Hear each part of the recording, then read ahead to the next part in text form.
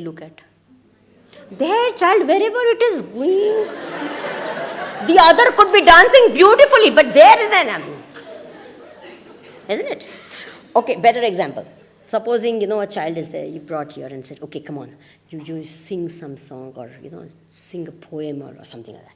So this child comes and says, twinkle, twinkle, little stars, how I... And if it's going on well, never look at the child, look at the parents. It's more entertaining. Yeah. How I wonder what you are up.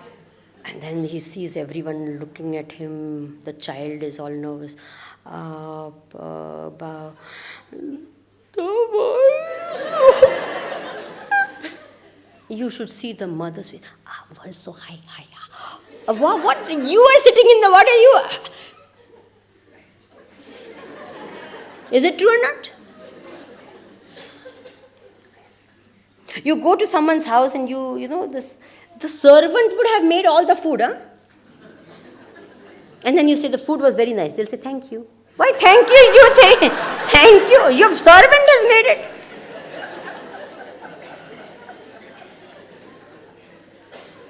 Hai ki nahi, bolo? You go and admire a painting in a person's house. Thank you. Oh, you painted? No. But then this painting is good. No. The interior decorator has put it. Not even they've gone and chosen it. Then at least they can say, my taste is good, so I put it. No. Some interior decorator someone has done. And then you paint it. This is called identification. I'm giving all external examples, but I'm talking about something inside. We get so identified. We can't see our own mind. Because it's so close to us, we don't see it in the right perspective. We see it from too much close by, and therefore we don't see it properly. Are you understanding what I'm saying? Like supposing there's a big painting. If I want to see it properly, I have to keep a proper distance and then I'll be able to see it, isn't it? If I come this close and I try to see the painting, my eyes will go cockeyed, but I won't be able to see it properly, right? If I try that like that, I can't see it properly. Similarly, our own mind, if we start identifying with it, we will not be able to see it in its true light. Have you got this point? So what should we be able to do? Be a little objective about our own mind and see it for what it is, accept it for what it is, then act on it. Have you understood this point? This is the way to deal with it. Accept it for whatever it is. It is like that, whatever it is, it doesn't matter. Even if the worst is seen, it's no big deal. It can be corrected.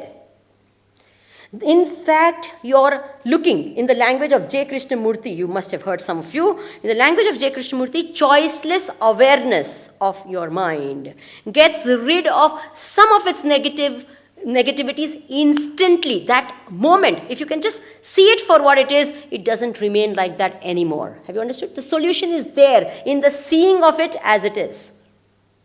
It's a very, very powerful instrument, but I don't know whether we can do it. If we can get rid of all these 4 things, we'll be able to see it as it is, and half the problem is solved there.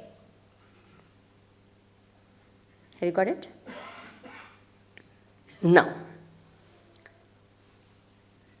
we are going to take a couple of emotions and analyze them. Because if we know what an emotion is, how it comes into being, we did that with revenge and forgiveness. Remember, we analyzed it threadbare and understood all the others. So we'll take up a couple of more emotions like that and analyze it so that we can, deal with it. Are you all with me so far? You want me to do this exercise? Which one are we going to take? See, the 3 things which troubles people a lot, and they are very closely related. They are kaka-mama relations. They're very closely. Which are they? Kama, Krodha, Lobha.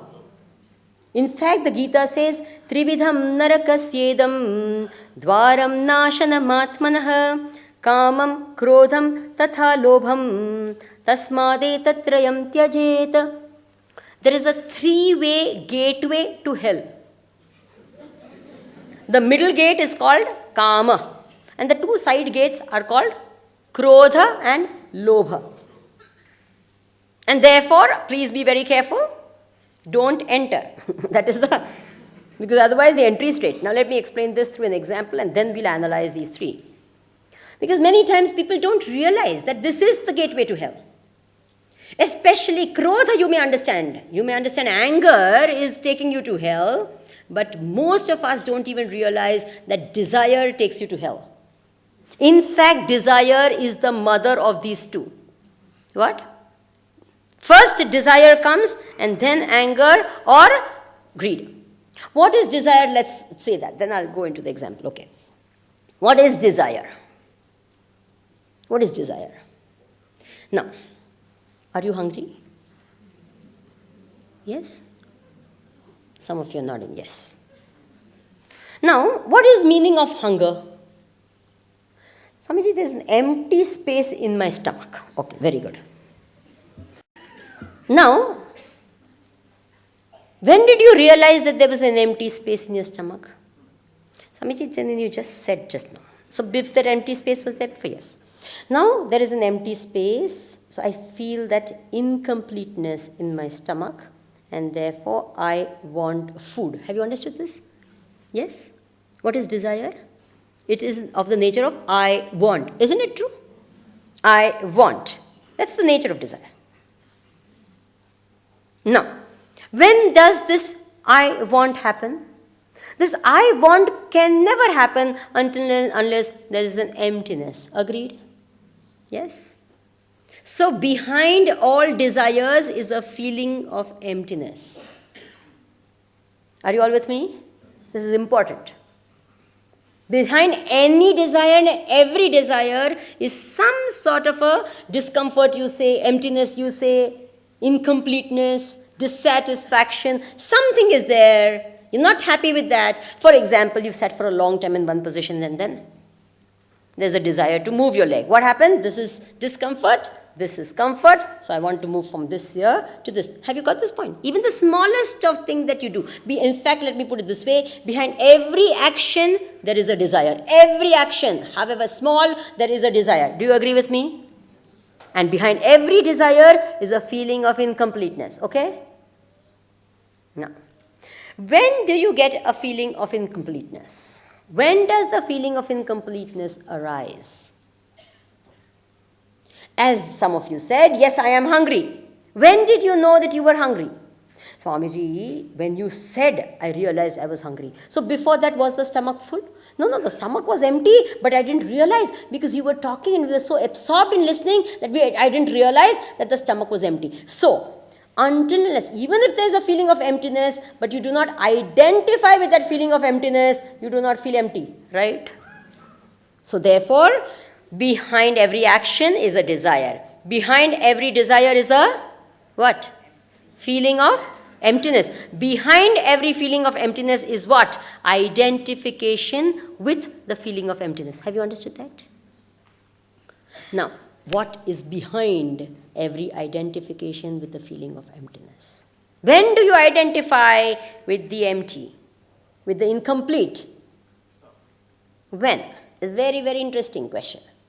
It's a very deep question, it's a very Vedantic question.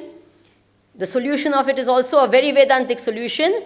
You may just hear it, whether it is possible to apply. We'll talk other things which is very, very easy to apply, but this keep in mind anyways.